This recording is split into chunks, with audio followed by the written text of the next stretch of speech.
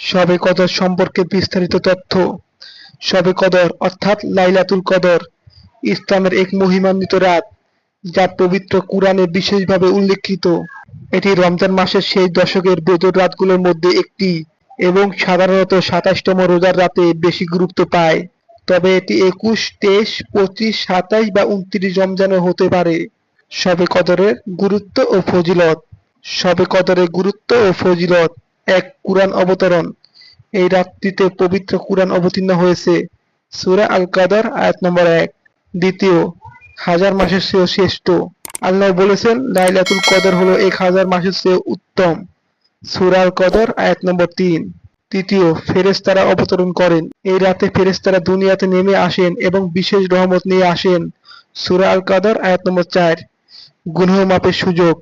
মহানবী হযরত মুহাম্মদ সাল্লাল্লাহু আলাইহি সাল্লাম বলেছেন, যে ব্যক্তি ঈমানের সঙ্গে ও সওয়াবের আশায় শবে কদরে ইবাদত করবে, তার অতীতের গুনাহ মাফ করে দেওয়া হবে।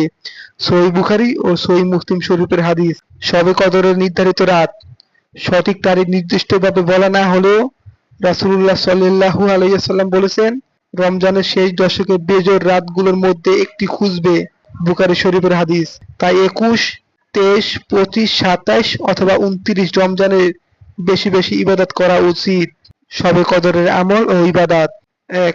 নফল নামাজ। বেশি বেশি নফল নামাজ পড়া উত্তম। দ্বিতীয়, কুরআন তিলাওয়াত। এই রাতে কুরআন তিলাওয়াতের ফজিলত অনেক বেশি। তৃতীয়, জিকির ও দোয়া। বেশি বেশি আল্লাহ স্মরণ ও দোয়া করা উচিত। ৪. তাহাজ্জুদ নামাজ। এই রাতে তাহাজ্জুদ নামাজ পড়লে মহান আল্লাহ বিশেষ রহমত দান করেন। শবে কদরের মূল বার্তা। শবে কদর আত্মশুদ্ধির রাত। এই রাতে আল্লাহ তার বান্দাদের গুনাহ মাফ করেন, দোয়া কবুল করেন এবং তাকওয়াবানদের জন্য জান্নাতের পথ সুগম করেন। তাই আমাদের উচিত এই রাতে বেশি বেশি ইবাদত ও দোয়া করা। আল্লাহ আমাদের সবাইকে এই বরকতময় রাতে পূর্ণ ফজিলত লাভ করার তৌফিক দান করুক। আমিন।